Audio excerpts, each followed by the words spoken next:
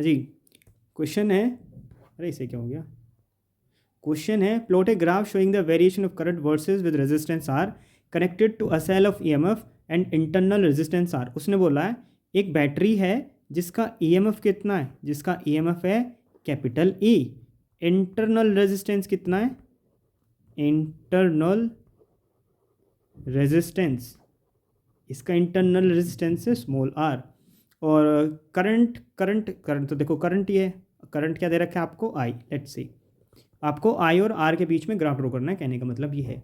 और external resistance कितना है, एक्सटर्नल रेजिस्टेंस, एक्सटर्नल रेजिस्टेंस है आपका, एक्सटर्नल रेजिस्टेंस है आपका कैपिटल आर। तो देखो ईएमएफ का फॉर्मूला क्या होता है बैटरी का, E is equals to V plus के आई इंटू स्मॉल आर, और अगर आपने इसमें एक एक्सटर्नल रेजिस्टेंस जोड़ रखा है तो आप इसमें कैपिटल आर भी जोड़ दोगे, सही बात। अब क्योंकि क्या होगा, इसका internal resistance and internal variation of I versus connected to a cell of EMF and इतना ज़ीरो।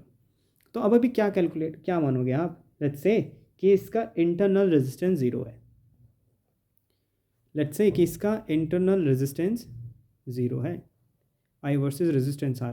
तो एज्यूम कर लेते हैं कि इसका इंटरनल रेजिस्टेंस कैसा है, नेग्लिजिबल जीरो है, ऐसे कंसिडर कर लेते हैं हम। अगर हमने इसका इंटरनल रेजिस्टेंस जीरो कंसिडर कर लिया तो यहाँ पर ई किसके इक्वल आएगा, वी प्लस के आई इंटू आर के इक्वल आएगा।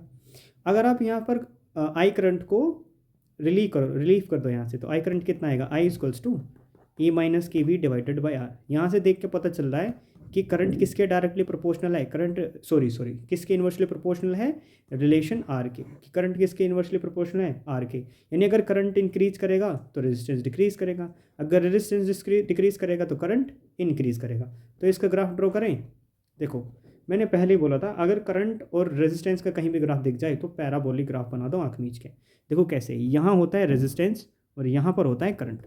अगर हमारा रेजिस्टेंस मिनिमम है तो करंट मैक्सिमम होगा, और अगर हम धीरे धीरे धीरे धीरे धीरे धीरे रेजिस्टेंस बढ़ा दें तो करंट की वैल्यू ग्रेजुअली घटती चली जाएगी। ये था सिंपल सा क्वेश्चन नंबर 29 चलते हैं।